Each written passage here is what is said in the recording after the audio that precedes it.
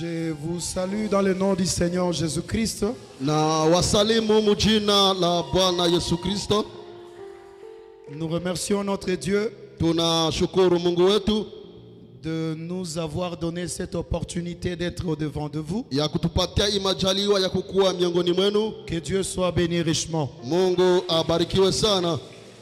Je remercie le pasteur Moïse Na shukuru mchungaji Musa d'avoir autorisé que je me mette ici au-devant de vous. ya kuweza aliruhusu nisimame mbele yenu. Que Dieu le bénisse richement. Mungu amubariki sana. Je remercie tous les offices de l'Église. Na shukuru kazi zote za kanisa. Je remercie les frères et sœurs, Na shukuru wandugu na wadada. vous qui êtes venus pour écouter la parole de Dieu ce Ninyi ambao soir. mulikuja kusikiliza neno la Mungu jioni ya leo. Que Dieu vous bénisse abondamment. Mungu awabariki sana. Mes sœurs, je vous salue au nom de Jésus-Christ. Dada yangu na wasalimu mjina la Frères, je Yesu. vous salue au nom de Jésus-Christ. Wandugu na wasalimu mjina la Yesu. Je salue la chorale, Na salimu iko je salue kwaya. les musiciens, Na salimu wapiga binanda. je salue les serviteurs de Dieu, Na salimu watumishi wa Mungu. je salue Mzee Joseph. Na salimu ndugu Yusufu. Que Dieu vous bénisse richement. Mungu akubariki sana. Et vous tous soyez bénis par le Seigneur. Na nyie wote mubarikiwe na Bwana. Je salue l'équipe technique là-haut. Na shukuru watengeneza binanda kule yulu. Que Dieu vous bénisse. Mungu awabariki. Et que Dieu bénisse chacun de vous au nom de Jésus-Christ. Na Mungu abariki kila mmoja wenu mjina la Yesu Kristo. Amen. Amen. Je vous transmets les salutations Mina wapatia salamu de vos frères et sœurs ya ndugu zenu dada zenu de Colombe Blanche Tabernacle ya maskani ya huwa nyeupe chez le pasteur Paul. kwa mchungaji Polo. Ils vous ont salué au nom de Jésus-Christ. Waliweza kuwasalimu mjina la Yesu Kristo. J'ai été là-bas pendant 1 mois et 2 semaines. Nilikuwa pale zaidi ya mwezi moja na juma mbili. Et maintenant nous sommes ensemble Na sasa tuko pamoja selon que le Seigneur nous conduira. kulingana jinsi Mungu atatuongoza. Amen. Amen. Que Dieu vous bénisse abondamment. Mungu awabariki sana. Tournez-vous vers votre frère, Keukia ndugu yako, saluez-les umusalimie et dis-lui na umwambie que Dieu te bénisse. Mungu akubariki. Amen. Que Dieu vous bénisse. Amen. Na Mungu awabariki.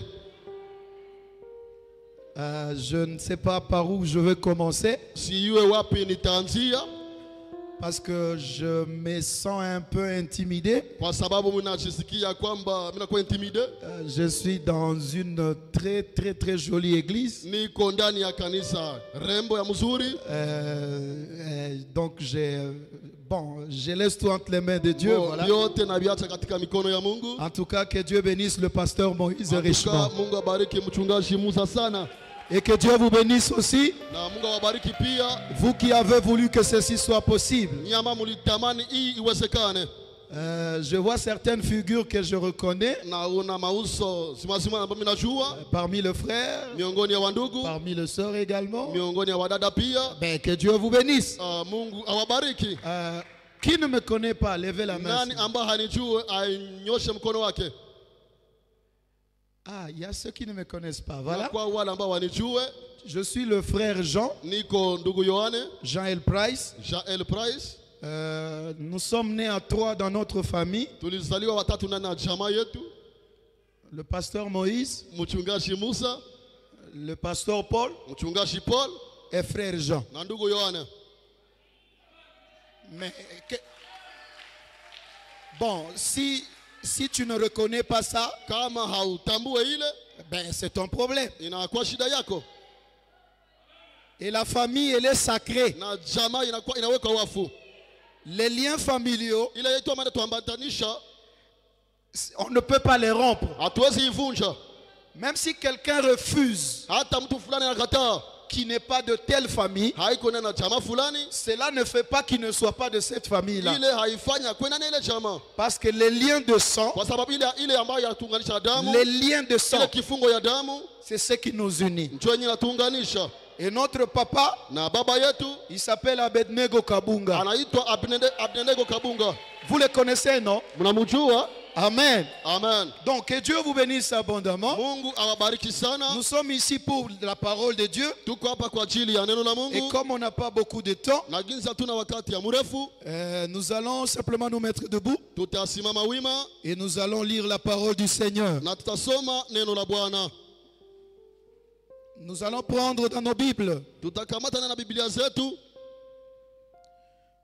1 Samuel chapitre 16. Samueli wa kwanza sura 16 À partir du premier verset, kuanzia mstari wa kwanza. nous allons lire le premier verset étant debout. Tutasoma mstari wa kwanza tukiwa tunasimama, Et ensuite, nous lirons le reste étant assis. kisha tutasoma mabaki tukiwa tunaketi. Nous lisons au nom du Seigneur Jésus-Christ. Tunasoma mjina la Yesu Kristo. 1 Samuel chapitre 16, Samueli wa kwanza sura 16 premier verset. kuanzia mstari wa kwanza. L'Éternel dit à Samuel, Bwana akamwambia Samueli, quand cesseras-tu de pleurer sur Saoul? wakati gani utaacha kulia juu ya Saulo? Je l'ai rejeté, Niliweza kumutupilia afin qu'il ne règne plus sur Israël. ili asitawale tena juu ya Israeli. Remplis ta corne d'huile Jaza mapembe yako na mafuta et va. na uende. Je t'enverrai chez Isaïe, Nitakutuma kwa Isaya Bethlehemite, mtu wa Betlehemu, car j'ai vu parmi ses fils kwa maana niliona miongoni ya wanawake celui que je désire pour roi. yule ambaye Amen. unatamani akuwa mfalme. Vous pouvez vous Amen. asseoir et que Dieu bénisse la lecture de sa parole. Unaweza keti na Mungu abariki usomi wa neno. Amen. Amen. Notre sujet, Simamizi yetu à partir d'aujourd'hui, kuanzia leo et comme Dieu nous na conduira, jinsi Mungu atatuongoza s'intitule inaitwa Lève-toi, simama oins-le, umupake, car c'est lui. kwa maana ni yeye. Lève-toi, Usimame oins-le, umupake, car c'est lui. kwa maana ni yeye. Donc il y a quelqu'un qui doit se lever. Ni kusema kuna kwa mtu anapaswa simama, Il y a celui qui va oindre. kuna kwa yule matapaka, Il y a celui qui va être oint. kuna kwa yule matapakaliwa, Et il y a celui-là qui est choisi. na kuna kwa yule ambaye anachaguliwa. Amen. Amen. Il faut qu'il y ait quelqu'un Inaomba kuwa mtu mmoja qui vienne, ambaye anakuja, envoyé par Dieu, ambaye anatumwa na Mungu, qui viendra ambaye atakuja pour donner l'huile d'onction. kwa kupaka mafuta ya Il ne donnera pas l'huile d'onction à n'importe hatapaka qui, mafuta ya mapako kwa mais il yote, donnera l'huile d'onction lakini atamwaga mafuta à ya celui qui est upako choisi. kwa yule ambaye anachaguliwa. Dieu appelle Samuel. Mungu anaita Samuel, Et en appelant Samuel, na kwa kuita il Samuel lui dit, Samuel, anasema Samuel, ne pleure pas pour Ésaü, usililie Isaya pour Saoul, pardon. kwa Parce Saulo, que moi je l'ai rejeté. kwa sababu mie nilimtupilia, Et comme je l'ai rejeté, na gani il ne nilimtupilia, régnera plus sur Israël. hata tawala tena juu ya Israeli. Maintenant, toi, Samuel, Sasa wewe Samueli, qui est Samuel? Samueli ni nani? C'était un prophète. Alikuwa nabii. Vous êtes d'accord avec moi? Nakubaliana pamoja na Toi, wewe. Samuel, Wewe Samueli, prends une corne d'huile. kamata mapembe ya mafuta. Il n'a pas dit, Hakusema prends une bouteille d'huile. kamata chupa ya mafuta, Mais il a dit, lakini alisema prends une corne d'huile. kamata pembe ya mafuta, Et cette huile-là, na ile mafuta va. wende, Je t'enverrai chez Isaïe, nitakutuma kwa Isaya Bethlehemite. mtu wa Betlehemu. Retenez bien, Shika mfema, Bethlehemite. mtu wa Betlehemu, Car j'ai vu, kwa maana nimeona, moi Dieu, j'ai vu, mie Mungu nimeona, moi le Seigneur, j'ai vu mie Bwana nimeona dans la maison ndani ya nyumba d'Isaïe ya Isaya celui qui doit être roi. yule ambaye anapasha kuwa mfalme. Amen. Amen. Donc le prophète est envoyé Kusema nabii anatumwa avec l'huile pamoja d'onction na mafuta ya upako pour aller où? kwa kwenda wapi? À Bethléem. Kwenda kule Betlehemu. Mais jusque-là, Mpaka on pale ne nous dit pas qui sera roi. hawatuambie nani matapakaliwa. Et Samuel Na Samuel est envoyé anatumwa sans savoir pasipa kujua qui sera roi. nani yule matapakaliwa, Mais il va où? lakini anaenda wapi? À Bethléem. Anaenda kule Betlehemu, La ville la plus rejetée. muji ambaye anatupiliwa La sana, ville la plus basse. muji ya chini sana. Il ne lui a pas dit va à Jérusalem, Alimwambia aende mais il Yerusalemu, lui a dit va à lakini Bethléem. alimwambia enda Betlehemu. Est-ce que vous comprenez? Je mpaka pale Or, mnaelewa? Bethléem, Kwa c'est Betlehemu ce qu'on appelle kwenye la wanaita maison du pain de Dieu. nyumba ya mkate ya Mungu. celui qui était choisi, Yule ambaye alichaguliwa, il était choisi alichaguliwa parce qu'il était dans la maison du Père kwa de sababu Dieu. alikuwa katika nyumba mikate ya Mungu. Et c'était à Na Bethléem. alikuwa kule Bethlehemu. Rappelez-vous, Kumbukeni, qui est né à Bethléem? yule ambaye alizaliwa Bethlehemu. Qui est celui-là Ni nani yule? qui était né à Ambaye Bethléem? alizaliwa Bethlehemu. Est-ce que vous commencez à Je comprendre? unaanza kuelewa. Celui qui était né à Yule Bethléem, ambaye alizaliwa Bethlehemu c'est celui qui sera oint. ni yeye ambaye atapakaliwa. Alléluia. Haleluya. Maintenant, continuons la lecture. Tuendelee na Le usomi. verset 2. Mstari ya pili. Samuel dit, Samueli akasema, combat irai-je? namna gani nitaenda? Saoul l'apprendra Sauli akisikia et il me tuera. na ataniua. Et l'Éternel dit, Na Bwana akasema, tu emmèneras avec toi une génisse, utaleta kwako na dume ngombe dume. dume, et tu diras, na utasema, je viens pour offrir un sacrifice nakuja kutoa dhabihu à l'Éternel. kwa Bwana. Remarquez Tambueni ce que Dieu est en train de faire. ila Mungu anafanya. Jusque-là, nous sommes encore dans la Mpaka Bible. pale tuko na Biblia. Dieu envoie Samuel, Mungu anatuma Samuel, mais Samuel donne une raison. lakini Samuel anapana Il dit, masababu. mais tu m'envoies Anasema unanituma pour oindre quelqu'un. kwa kupaka mtu fulani. Alors que le roi Samuel, Ijapokuwa mfalme Samuel, et je vais dire le roi Ésaü est déjà, Saoul, pardon, mfalme Saul il est déjà rejeté. alishatupiliwa Maintenant, tayari. comment je vais faire? Namna gani nitafanya? S'il le rejeté Kama yule anatupiliwa apprend akisikia que moi je viens oindre quelqu'un d'autre, mimi nakuja kupaka mtu mwingine, alors il va se fâcher. sasa ataweza Il va sirika, me tuer. ataweza kuniua. Vous comprenez? Mnaelewa? Mais Dieu dit, Lakini Mungu anasema ne divulgue pas le secret usitoe masiri de ce que tu vas ya faire ile ambayo dans utafanya la maison d'Isaïe. ndani ya nyumba ya Isaya. Garde cela un mystère. Chunga ile kwa siri. C'est un mystère caché et Ilikuwa scellé. siri ama nafichwa na inatiliwa muhuri. Je ne sais pas si quelqu'un est avec Sio moi. mtu fulani kwa pamoja Pour nami. connaître Ja kutambua ce que Samuel va ile faire, ambayo Samuel atafanya, il faut briser le sceau. inaomba kuvunja mihuri. Bon, je ne sais pas si vous êtes avec Sio moi. kama mko pamoja nami. Dieu lui dit, Mungu ne anamwambia dis pas que tu vas oindre quelqu'un, usiseme utapaka mtu fulani, mais dis plutôt lakini useme que tu vas offrir à l'Éternel un sacrifice. unatolia Mungu sadaka zabihu. Dieu ne permet pas Mungu haruhusu que le secret ya kwamba siri de celui qui va être ya oint yule ambaye atapakaliwa soit divulgué à quelqu'un d'autre. itangazwe kwa mtu fulani. C'est ce qu'on appelle le mystère du 7e sceau. Ndio wanaita siri ya muhuri wa saba. Frère Branham dit, Ndugu Branham anasema si Dieu te dit quelque chose, kama Mungu anakupatia kitu fulani, n'ayez pas l'habitude d'en parler à quelqu'un. usikuwe na tabia ya kuambia Si mtu tu en mwingine. parles à quelqu'un, Kama ukizungumza na mtu le diable mwingine, va l'apprendre shetani et ataisikia il va gâter les choses. na ataribisha vitu. C'est pourquoi ce soir, Ndio kama na jioni si ya Dieu leo, te dit quelque chose, kama Mungu anakuambia kitu n'en fulani, parle à personne. usiambie mtu mwingine. Garde cela dans ton cœur Chunga ile ndani ya moyo wako. et Dieu le Na réalisera. Mungu ataweza kuitimiza. Alléluia. Haleluya. Et le verset 3 nous Na dit, mstari wa 3 inasema tu inviteras Isaïe au sacrifice. utaita Isaya kwa Je dhabihu. te ferai connaître ce que tu dois faire. Nitakushughulisha ile ambayo utafanya. Dieu fera connaître à Samuel Mungu atashughulisha kwa Samuel ce qu'il doit faire. ile ambayo anapasha fanya. Car Dieu ne fait rien Kwa maana Mungu afanya kitu kwa s'il ne bure. révèle ses secrets Kama hafunui à ses masiri serviteurs zake les kwa prophètes. watumishi wake manabii. Est-ce que jusque-là on est ensemble? Mpaka pale tuko pamoja. Amen. Amen. Et tu oindras pour moi Na utapaka kwa ajili yangu celui que je te dirai. yule ambaye Et nitakwambia. le verset 4 Na dit, mstari wa 4 nasema Samuel fit ce que l'Éternel avait dit. Samuel akafanya ile ambayo Bwana alisema. Et il alla à Bethléem. Na akakwenda kule Bethlehemu. Les anciens de la ville Wazee wa mji accoururent, wakakimbia walikuja wakikimbia, wakikimbia effrayés na wakiogopa au devant de lui et dit, na mbele yake wakisema ton arrivée, ujio mwema.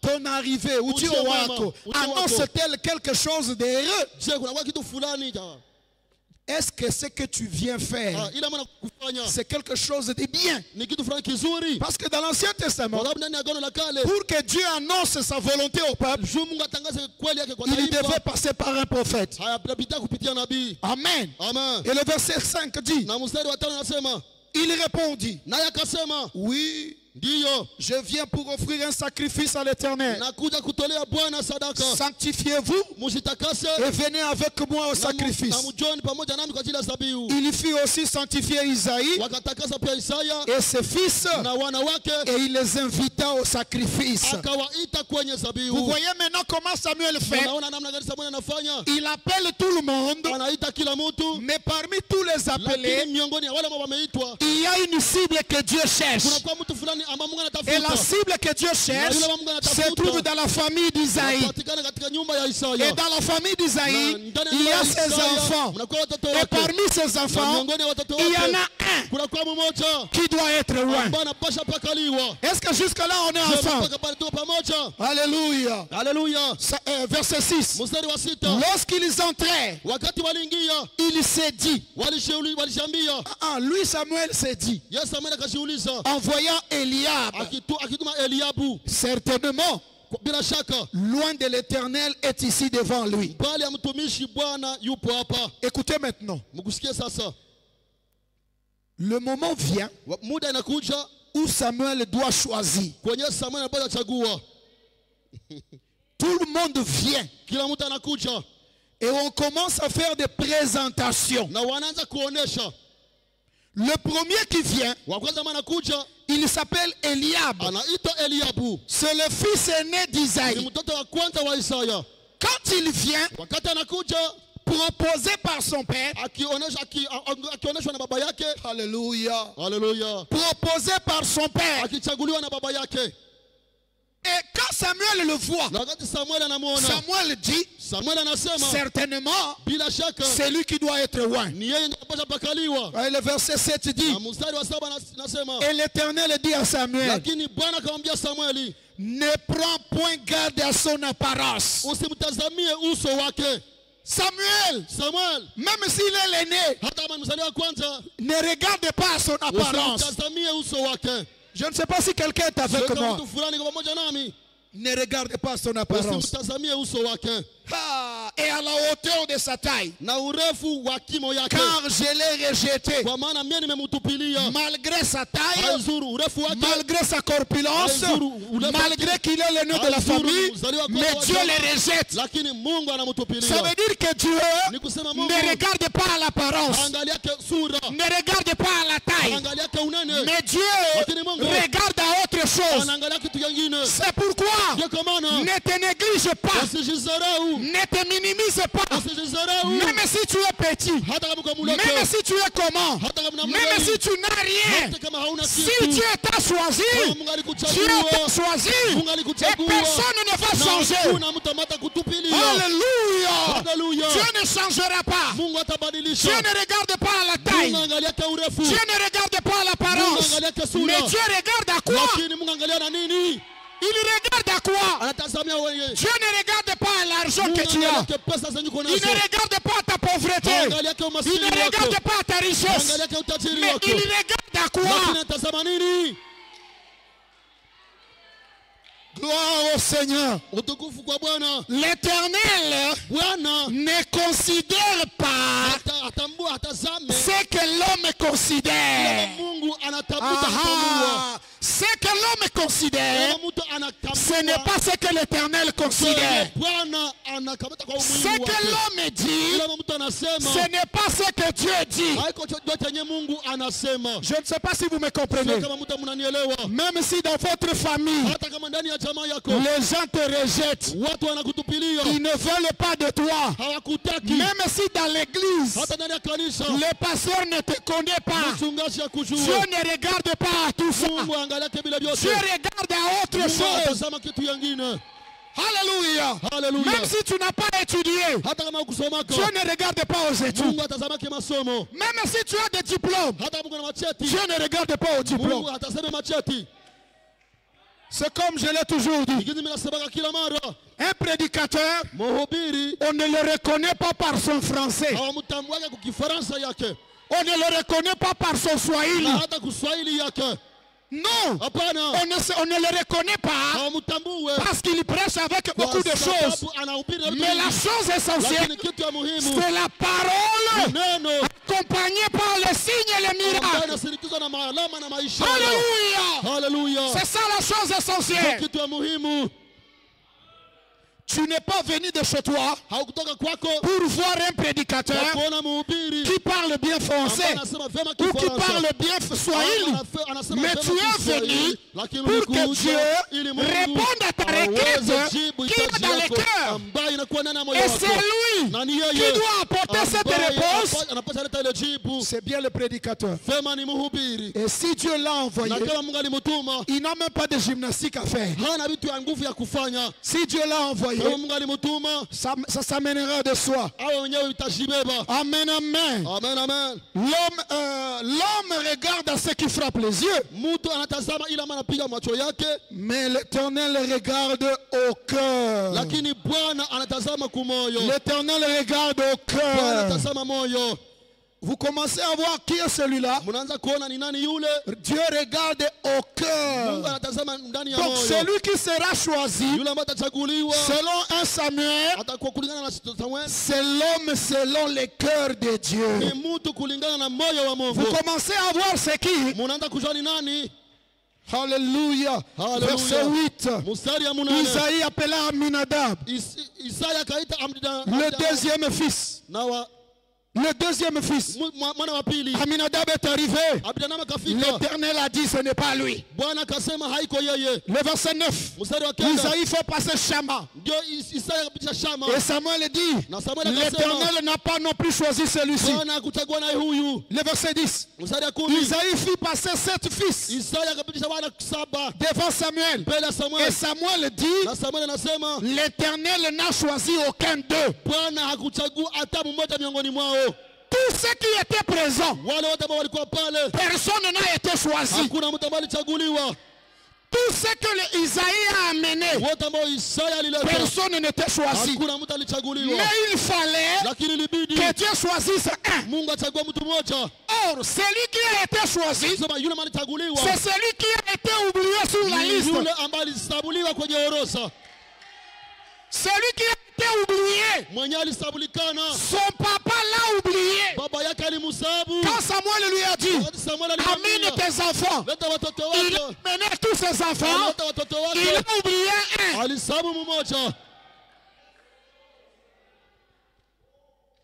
Celui que les hommes ont oublié, c'est celui que Dieu a choisi.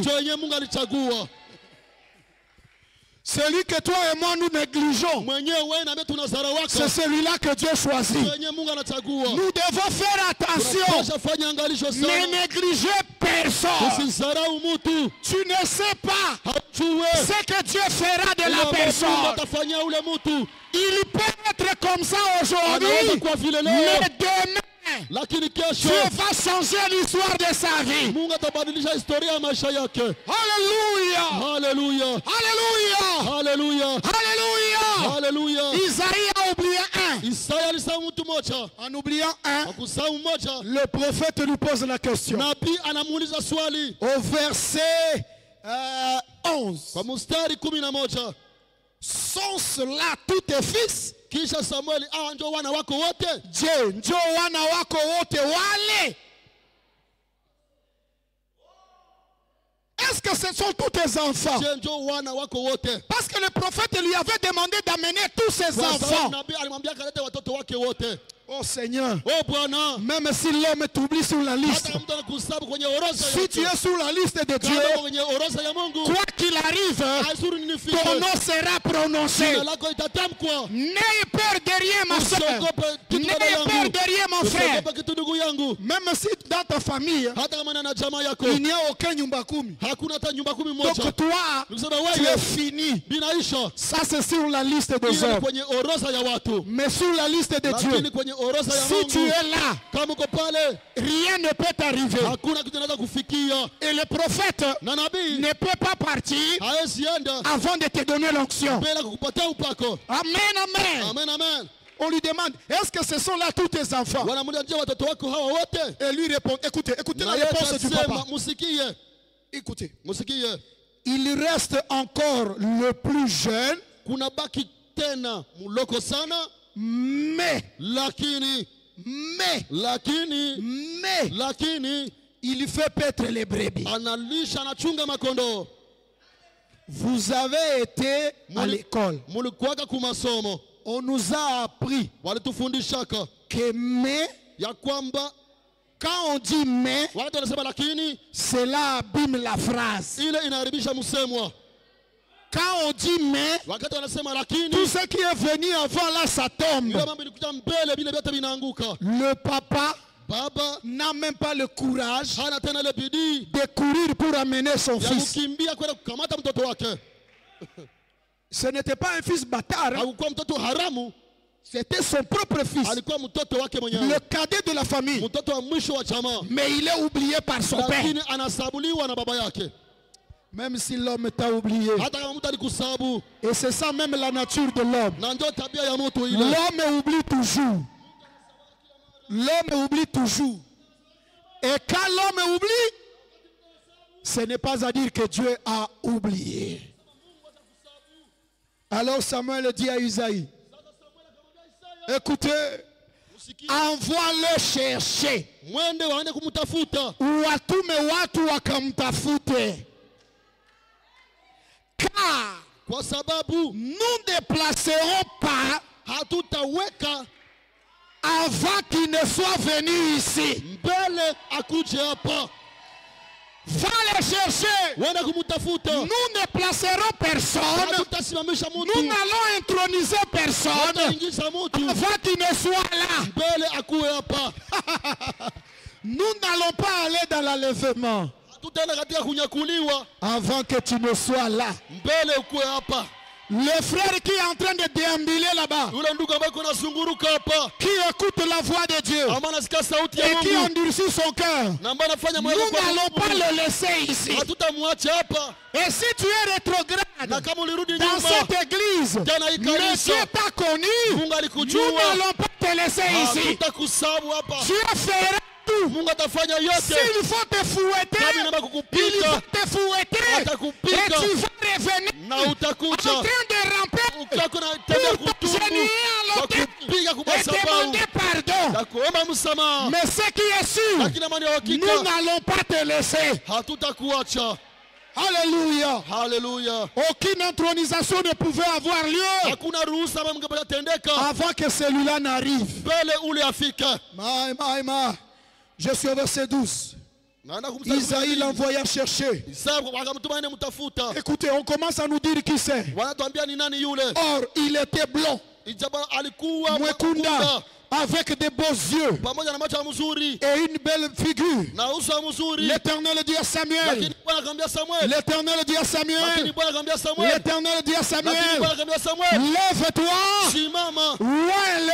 Mpake. Car c'est lui. Ni yeye. Celui qui était rejeté. Yule walitupilia. C'est celui que Dieu choisit. Yule ambaye Mungu anachagua. Et celui qui était Na yule rejeté. aliyetupiliwa. C'est lui qui aura la couronne. Yeye atabeka taji. Celui qui va remplacer Yule Saül. ataweka nani? Le rejeté Yule alitupiliwa. devrait être couronné. Angepasha weka taji. Rejeté par les hommes, Kutupiliwa na watu. mais agréé par le Lakini ciel. anapokelewa na Mungu. Rejeté par la famille, Kutupiliwa na jamaa. mais agréé par le Lakini ciel. anakubaliwa na mbingu. Dieu les connaissait, Mungu alikuwa anamjua. même si les autres les méprisaient. Hata kama wengine walikuwa wanamdharau. Alléluia. Haleluya.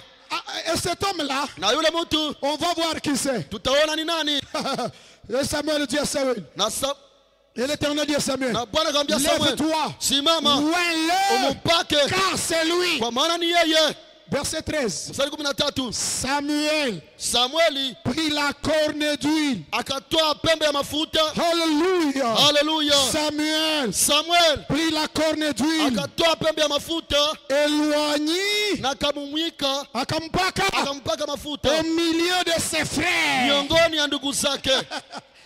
Ses frères étaient maintenant là-bas. Ndugu zake walikuwa pale, Lui, il a été rejeté. yeye alitupiliwa, Mais on l'a appelé. lakini walimuita, On lui a donné l'huile walimpatia mafuta parmi ses frères. miongoni ya ndugu zake. On lui a confié le royaume Walimpatia ufalme parmi ses frères. miongoni ya ndugu zake, Et ils ont eu honte. na walipata haya. Comment celui qu'on rejeté? Namna gani yule watu Comment celui qu'on négligeait? namna gani yule watu C'est tunasarau, celui qui va remplacer Saül. yule watagomboa Sauli. Oui, Ndiyo le rejeté, yule maana tupiliwa, il est maintenant couronné. anawekwa taji sasa. Amen. Amen. Mon frère, ma soeur, Ndugu yangu, dada yangu, tes ennemis adui zako ont une grâce ce soir. wanapata na neema magharibi ya leo.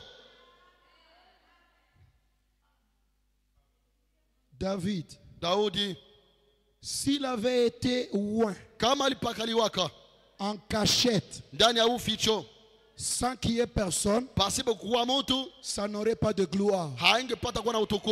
Il eût fallu que David soit loin au milieu de ceux qui l'ont rejeté. Dis à ton voisin, regarde-le, ne lui donne pas la main, mais regarde-le. Dis-lui simplement, mes ennemis ne mourront pas jusqu'à ce que je reçoive l'onction. Tes ennemis ne mourront pas. Je refuse que tes ennemis meurent. Je refuse qu'ils meurent. Qu'il reste là pour être témoin de ce que Dieu fera pour toi. Quand Dieu va t'élever, qu'il soit là, qu'il voit comment Dieu va t'élever. Alléluia. Même ton père qui ne voulait pas de toi, qui ne m'aime pas, qu'il attende là jusqu'à ce que Dieu va t'élever. Et l'onction du royaume descendra sur toi. Alléluia. Et le royaume de David, la royauté de David, l'onction de David n'était pas une onction fabriquée. Ce n'était pas quelque chose qui était fabriqué à la main. Non. La bénédiction de David est venue d'une corne. Et une corne, c'est la création originelle de Dieu. Alléluia. Je refuse qu'un homme te bénisse, que personne ne te bénisse. Si un homme te bénit, demain il va parler. Demain il va dire, tu vois la veste qu'il porte, c'est moi qui l'ai acheté. Tu vois les chaises là, c'est moi qui les ai achetées. Ce que je demande, que le Dieu du ciel te bénisse sans le secours d'aucune main. Écoutez-moi mes frères, David n'a jamais demandé l'onction. Oui.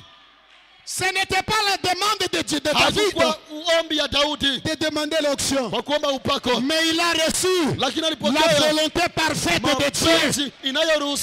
Non pas ce que l'homme désire, mais le plan révélé de Dieu. Écoutez, c'est le prophète qui a révélé à David que c'est lui qui doit être roi. Nous ici, c'est lui qui nous montre le chemin. C'est le prophète William Branham. Si ça te chope, c'est ton problème. L'huile d'onction dont nous avons besoin viendra de William Marion Branham. Cela viendra de la parole, le message du temps de la fin. L'huile et la corne étaient dans les mains du prophète. Et aujourd'hui, le Saint-Esprit et la parole se trouvent dans les mains de William Marion Branham. Si tu crois ça, que Dieu te bénisse 3 fois. Alléluia. Samuel a pris la corne. Quand il a pris la corne, écoutez, il éloignit Akabupaka au milieu de ses frères. L'esprit s'est saisi de David. L'esprit de l'Éternel s'est saisi de David. À partir de ce jour-là et dans la suite, à partir de ce jour-là, David était loin. Et l'onction qu'il a eue, Dieu ne l'a jamais retiré. David, ouais, choisi par Dieu, prédestiné par Dieu, et il est loin par l'Éternel. Frère Branham dit, est-ce que je peux lire avec vous? Il y a ici un homme qui peut allumer la lumière. 29 décembre 1963, paragraphe 41. Frère Branham dit, quand David, il a été choisi là-bas, les grands et bons frères. Quand le prophète Samuel est monté pour oindre, ils étaient tous là. Des grands hommes vaillants qui, semble-t-il, auraient fait des bons rois. Mais celui-là même qui a été rejeté, David, était celui sur qui l'huile avait été versée. La ville rejetée était celle que Christ. Ce sont les rejetés que Christ choisit. Est-ce que quelqu'un peut me donner un amen pour que je fasse? Ce sont les rejetés que Christ choisit. David rejeté, mais choisi par Dieu. Jésus-Christ lui-même, rejeté par le monde, mais c'était le fils bien-aimé du Seigneur. William Branham, rejeté par les dénominations, mais c'est pourtant lui que Dieu a choisi pour t'amener au ciel. Un frère dit, c'est Branham qui peut m'amener au ciel. Oui. La Bible déclare par un prophète, Israël a été amené hors d'Égypte. Quel était ce prophète? C'était Moïse. Et par un prophète, Israël fut gardé. Bon, laissez-moi exagérer. Toi et moi aujourd'hui, nous sommes gardés par William Marion Branham. Si tu ne crois pas, que Dieu te vienne en aide. Sœur, pourquoi vous ne portez pas le maquillage comme les autres? C'est parce que Frère Branham a dit, le maquillage, c'est un signe du paganisme. Qui vous garde? Le message de Frère Branham. Oui. Et si tu respires aujourd'hui, c'est à cause du message que tu as cru. Et si le monde est dans la paix aujourd'hui, c'est à cause du message. Nous partirons, il n'y aura plus de paix sur la terre. Que Dieu soit béni pour le message de William Marion Branham. Ce que je demande maintenant, que Dieu te vienne en aide, que tu comprennes que tu es un David. Parce que le David là, il n'existe plus. Mais il doit y avoir des David aujourd'hui. Et David, ce n'était pas n'importe qui. Écoutez-moi bien. David était rejeté, oui. Il était négligé, oui. Il était même pas considéré, oui. Mais ce n'était pas à cause d'une mauvaise vie. Il n'était pas rejeté parce qu'il menait une vie bizarre. Non. Ne te mets pas là si tu es rejeté par une mauvaise vie. C'est quelle sœur qui passe? C'est cette sœur-là. Elle parle beaucoup. Et puis toi tu vas dire, je suis rejeté. Tu n'es pas rejeté comme David. C'est à cause de ta mauvaise vie que tu es rejeté. Et tu ne seras pas ouais jusqu'à ce que tu te répandes. Mais David, on l'a haï sans raison. Il n'y avait pas de raison de le haïr. Et son père l'a amené là-bas. Dans la forêt. Mais dans la forêt, son papa croyait qu'il lui a donné une punition. Alors que cette punition était une révélation du travail que Dieu allait faire avec lui. Alléluia!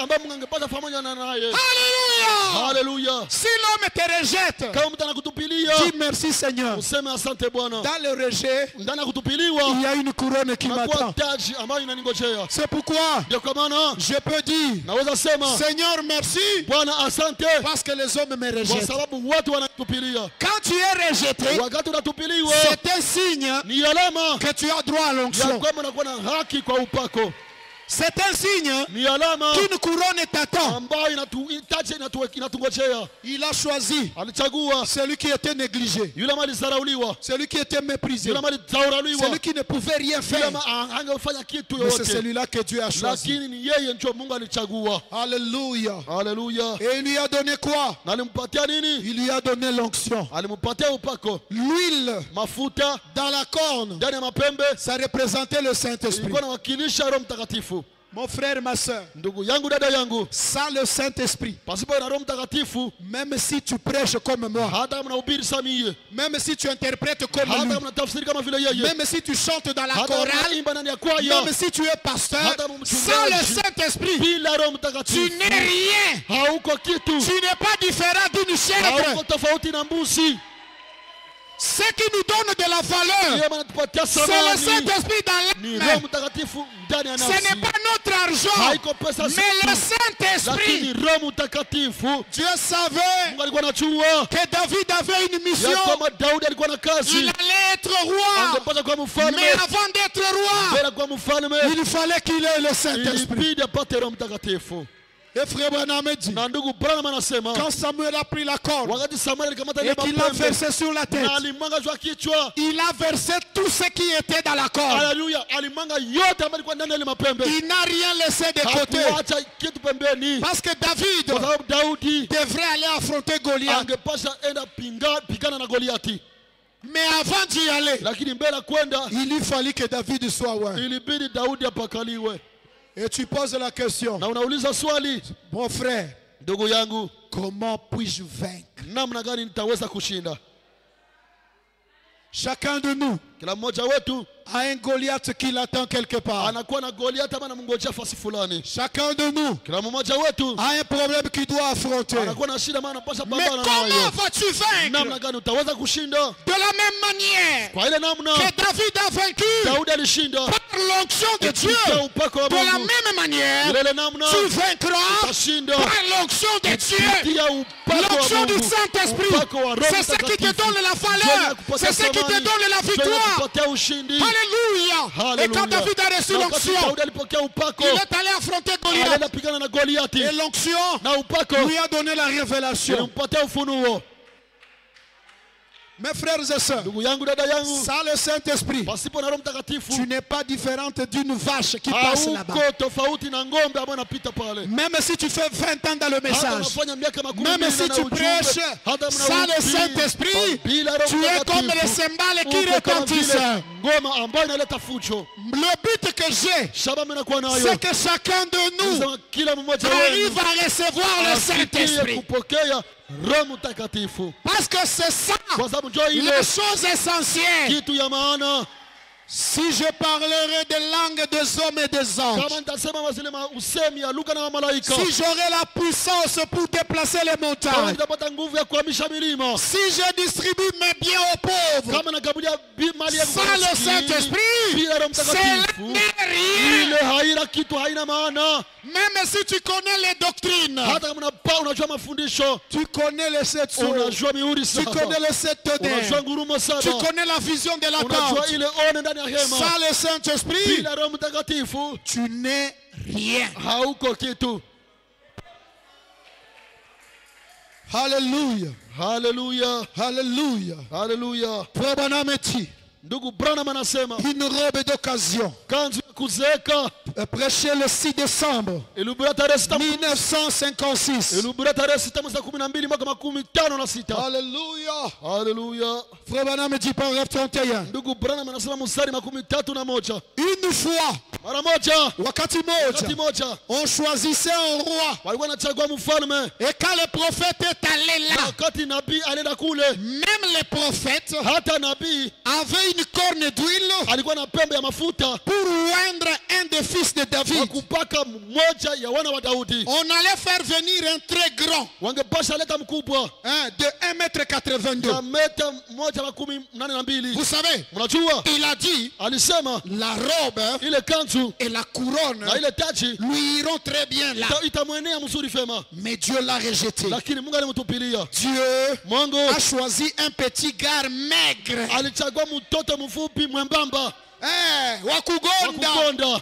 Maigre. Wakugonda. Donc Dieu ne regarde pas ce que les gens regardent. Mungu angalia kenye watu wanaona. Quand Dieu, wakati Mungu, son amour est sur toi, upendo wake unakuwa juu yake. Même si tu es pécheur, hata mwenye zambi, c'est lui qui va te changer. Na ni yeye atakubadilisha tena. Disons-nous la vérité, mes frères. Tuambiane kweli ndugu zangu. Qui change l'homme? Nani anabadilisha mtu? C'est toi-même qui te change. Ni wewe unajibadilisha. Il faut Dieu inaomba Mungu pour changer un homme. Akubadilisha mtu. C'est pourquoi ndio kwa maana ailleurs dans certaines églises, ndani makanisa fulani on a des hypocrites, tunakuwa na wanafiki, de gens, watu qui essayent de vivre un christianisme, wanajaribu kuishi Ukristo parce qu'ils ont peur du pasteur, kwa sababu wanaogopa mchungaji, parce qu'ils ont peur de diacre, kwa sababu wanaogopa washemasi. Laissez-les voyager à Kinshasa, muache wasafiri Kinshasa, là où personne ne les connaît. kwenye hakuna mtu anawajua. Ils vont tomber une fois, wataanguka, et ils vont rester par terre comme un serpent. na watabaki chini kama vile nyoka. Un serpent ne tombe pas. Nyoka hayangukake, il est déjà par terre. Iko chini kwanza.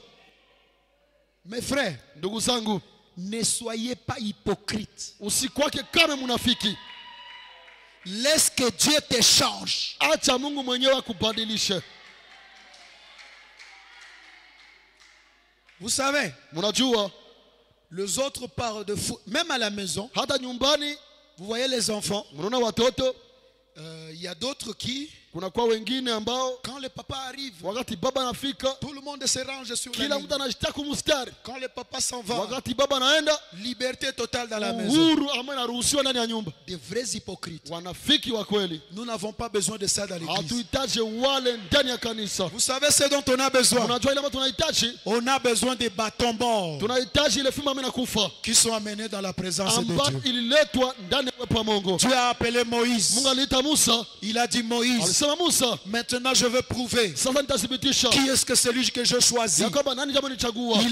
Il a demandé aux enfants d'Israël, Aliombia watoto wa 12 Israeli, tribus d'Israël, kabila 12 ya wana wa amenez Israeli, les bâtons mulete qui mafimbo représentent ambayo inawakilisha les 12 tribus ile d'Israël. kabila 12 ya Israeli. Amenez-les-moi. Muhimu Et niletee. Moïse les a Na pris. Musa Ce n'est alisikamata. même pas Moïse qui les a Haikuwa changés. Musa ndiye alizitafuta. C'est lui qui les a changés. Yeye alizitafuta. C'est la présence de Dieu. Ni uwepo wa Là où Mungu. Moïse les a Kwenye placés. Musa aliwaweka. Et la Bible Hallelujah. dit, Biblia inasema un arbre, muti c'est comme un homme. ni kama vile mtu. Prenez un homme, Kamata mtu, un frère ou une ndugu soeur, ama dada, mettez-les dans la présence umtie de ndani ya Dieu. uwepo wa Mungu, Et laissez que Dieu lui-même se charge na de lui. uache Mungu mwenyewe ashughulike naye, Et il sera un vrai na chrétien. atakuwa Mkristo wa kweli, Pas un chrétien de l'église. hapana Mkristo wa kanisa.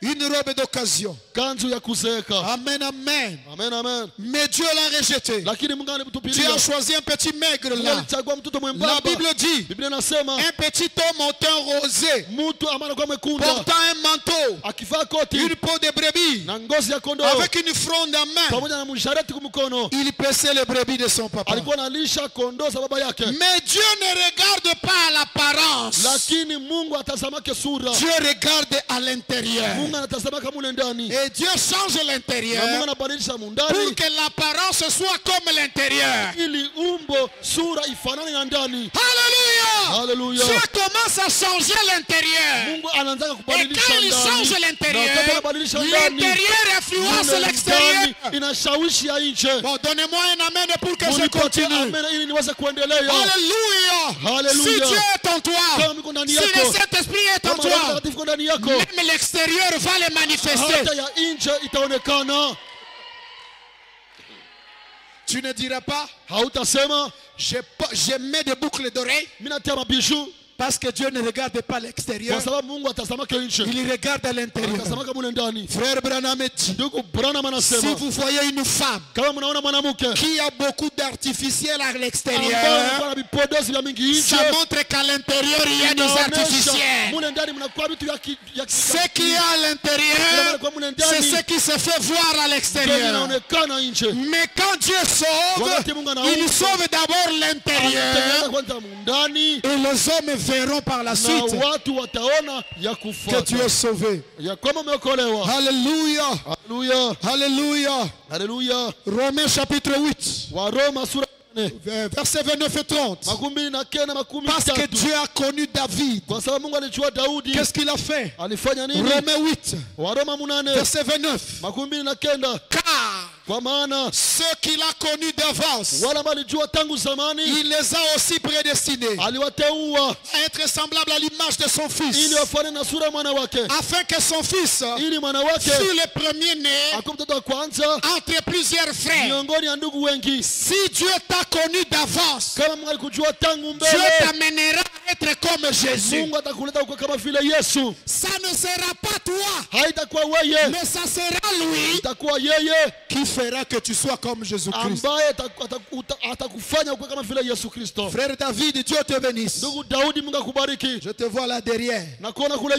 J'ai des lunettes, je sais bien voir maintenant. Si j'enlève les lunettes, vous tous, je vous vois flou. On a vieilli aussi. On est des petits vieux. À force de beaucoup lire. Là, je prêche depuis le mois de novembre. Sans me reposer. Donc, comprenez que voilà ça. Donc, comprenez-moi comme ça. Donc, c'est pour vous dire que nous mettons tout notre sérieux,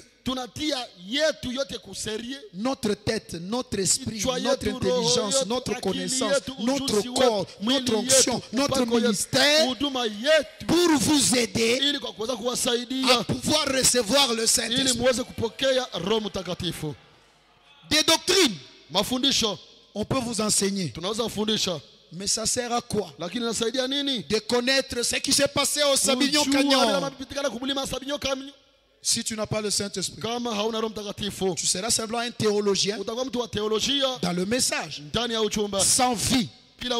Mais je préférerais ne pas connaître le mystère, mais avoir le Saint-Esprit dans mon âme. C'est ça la chose essentielle. Parce que quand le Saint-Esprit est là, la Bible dit, il me conduira vers toute la vérité. Et la vérité, c'est la parole de Dieu. Alléluia. Ceux qu'il a prédestinés, il les a aussi appelés. Ceux qu'il a appelés, il les a aussi justifiés. Et ceux qu'il a justifiés, il les a aussi glorifiés. Si Dieu a choisi David, il devrait le faire passer par ce processus-là. Ce n'est pas ton travail. Tu ne peux pas te glorifier. Il faut Dieu pour te glorifier, toi. Il faut Dieu pour te justifier, te sanctifier, te baptiser du Saint-Esprit et t'amener à l'adoption. Il faut Dieu pour le faire. Amen. Que Dieu vous bénisse aussi. David le vaillant guerrier, prêché le 18 janvier 55. Je suis au paragraphe 25. 25. Premièrement, écoutez, premièrement, vous avez été élus. Premièrement quoi? Vous avez été élus. Le fait que vous soyez là pendant que les autres sont dehors, c'est une preuve que Dieu vous a élus. Virgule, appelé. Il y a une différence entre un élu et un appelé.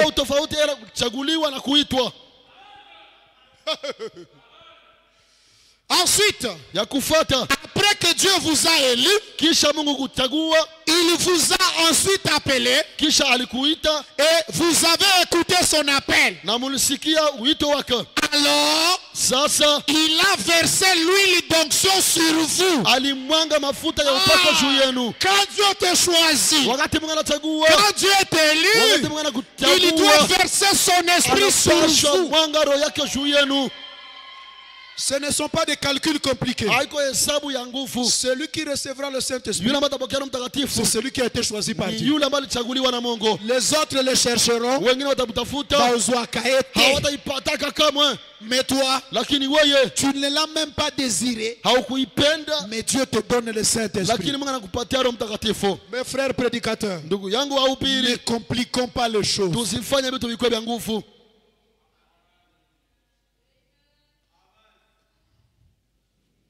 Écoutez. Alors, il a versé l'huile d'onction sur vous. Le Saint-Esprit. Quand la cruche d'huile, qu'est-ce que l'huile représente dans la Bible? Le Saint-Esprit. Quand il a versé l'huile sur lui, il l'a baptisé du Saint-Esprit sous forme symbolique. Alléluia, la citation continue. Frère Branham me dit Amen. J'espère que vous saisissez ça. Cela vient fraîchement d'arriver. Il a répandu l'huile sur vous. Cela a coulé sur tout son corps. Toute une corne remplie d'huile. Frère Branham me dit Amen. Il n'en a pas épargné. Il n'a pas épargné. Car cette cruche, c'était pour David uniquement. Amen. Aucun d'autre ne pouvait avoir même une goutte. Alléluia. Alléluia. Et c'est ainsi que Dieu répand le Saint-Esprit sur un homme sans en épargner.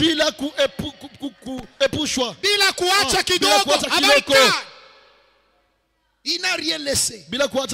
Seigneur, la portion que tu m'as réservée, c'est ce que je désire.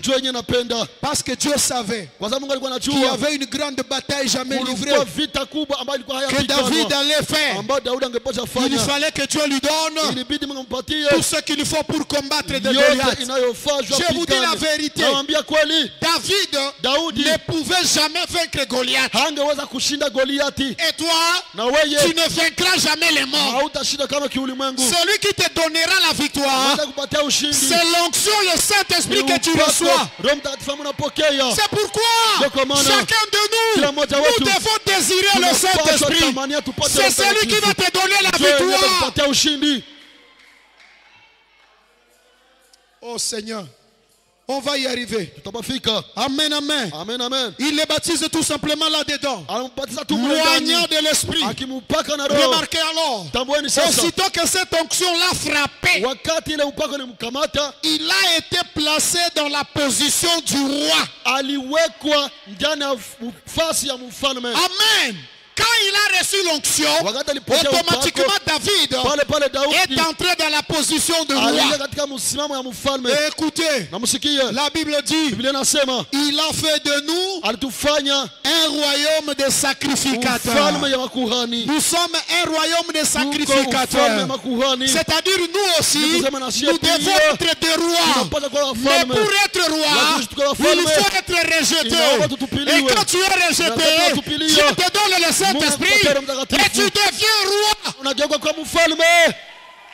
C'est pourquoi nous disons que Jésus-Christ, il est le roi des rois. Il n'est pas le roi des rois de ce monde, non. Il est le roi et nous sommes des rois. Je te dis la vérité, non? Si tu n'es pas roi, les démons vont marcher sur toi. Un roi, c'est celui qui a un royaume. C'est celui qui a de la domination.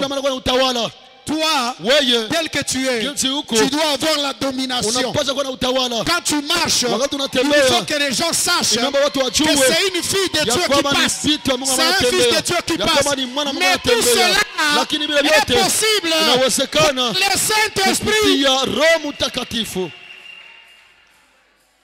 Alléluia. Alléluia. Alléluia. Amen. Amen. Vous êtes placés dans la position des rois et sacrificateurs en Jésus-Christ. Est-ce que c'est exact? Aussitôt que vous recevez le Saint-Esprit, Dieu vous place dans le royaume et vous devenez un héritier. Frère Branham dit quel beau tableau. Amen. Je termine. David le voyant guerrier, 18 janvier 1955. Frère Branham dit, paragraphe 44. Frère Branham dit, est-ce que je peux lire? Chaque David qui est assis ici ce soir, tu es dans ta position en Christ. C'est-à-dire chaque David qui est ici a droit au baptême du Saint-Esprit. Il a droit à l'onction de Dieu. Parce qu'il y a un David ce soir qui se sent comme David. Est-ce que tu peux lever la main? Tu as droit à l'onction du ciel. Au nom de Jésus-Christ, reçois l'onction de Dieu. Au nom de Jésus, reçois le Saint-Esprit. Au nom de Jésus-Christ, reçois la puissance de Dieu. Au nom de Jésus-Christ, reçois tout ce dont tu as besoin. Et que Dieu vous bénisse. Au nom de Jésus-Christ. Amen. Amen.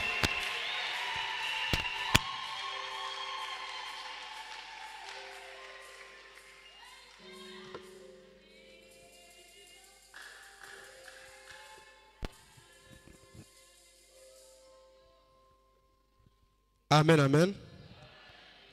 Tashangilia neno kwa furaha kubwa. Sadaka na iko napita.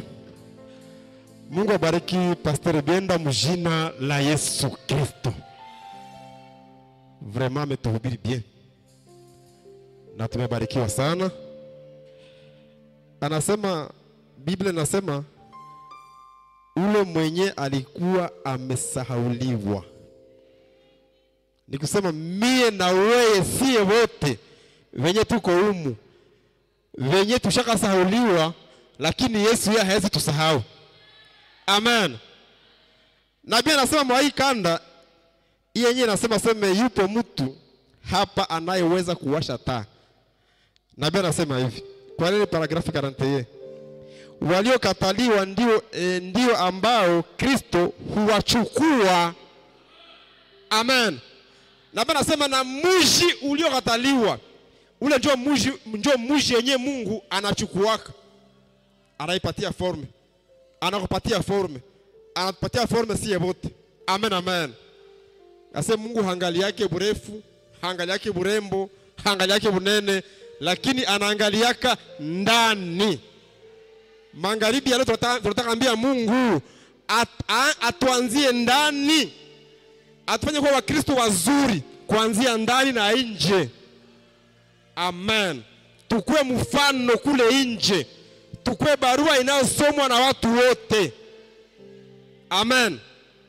Usikuwe frere mwenyewe anafanana na dunia au kuwe sere mwenyewe anafanana na dunia. Uko natoka humu leo magharibi unavala pantalo.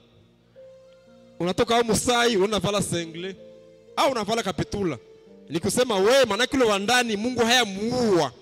Magharibi leo Mungu amuue. Atuanzie ndani. Kumsa nje tuonekane sawa vile wa Kristo. Tusikuwe banafiki. Njoo vile wametuambia hapa tusikuwe banafiki. Tujulikane kama tuko ba frère au kama tuko ba sœur.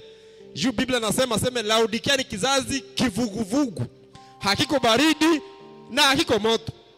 Tafadhali ukuwe baridi ujulikane. Ama ukuwe moto ujulikane. Mungu abariki mtumishi wake mjina la Yesu Kristo. Tutashimama tuombe Mungu. Naona maisha niye nyemana ni kumtumiki ya Mwokozi kweli kuishi. Ishi ni Kristo na kufa faida kwake. lamu Kristo wa kweli na shiba roho ni kwa raha ya Mungu na moto wa mbinguni ulimo napata kukaa nuruni kabisa na nuruni Yesu Mwokozi. Bametuambia hapana kujidharau. Chenye huko sai ni Mungu. Kama unaikala pale ni neema ya Mungu. Kuko mwenye kala kule kiti mbele yako mbele haiko. Kuko mwenye amini yake mbele yako mbele sai haiko. Kama huko hapa sai ni neema ya Mungu. Tuambie Mungu merci kuona alitujuaka. Tuambie Mungu merci kuona alitupendaka.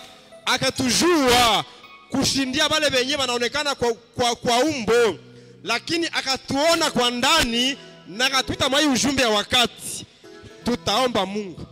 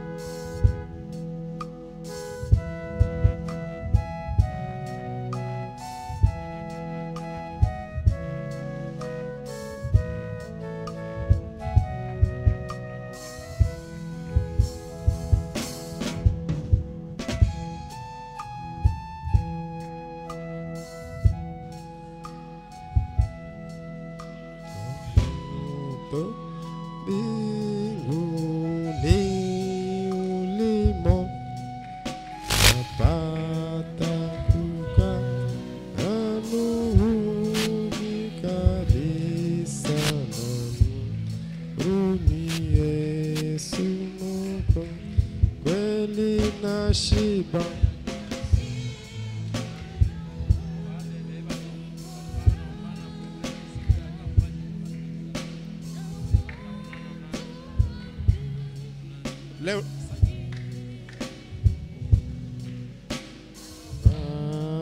kukaa nuruni kabisa, na nuruni Yesu Mwokozi.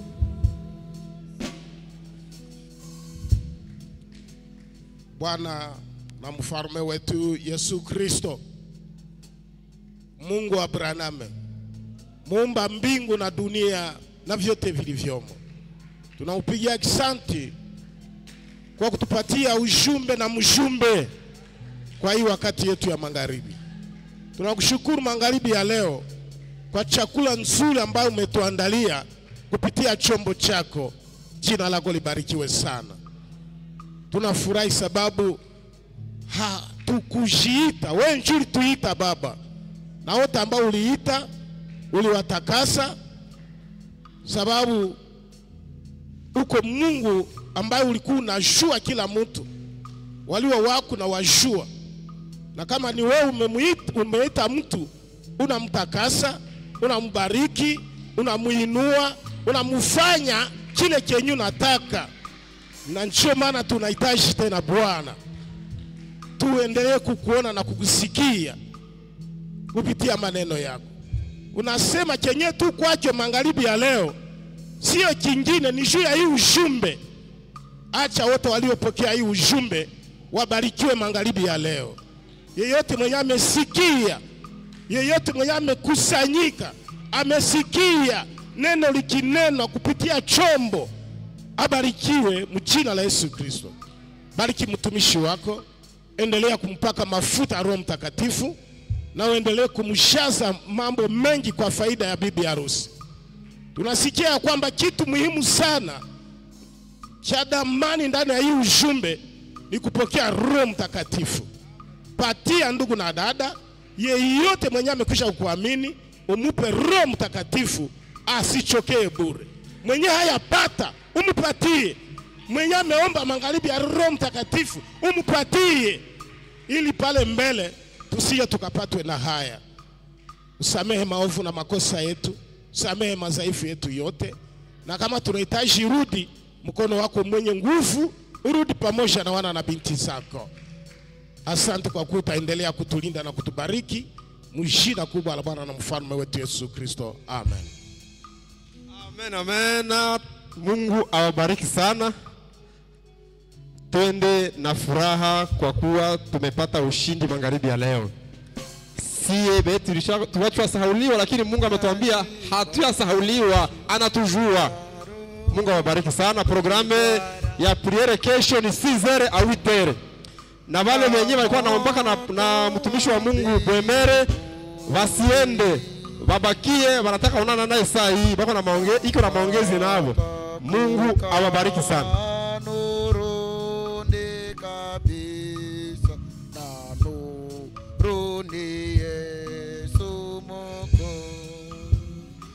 Nashiba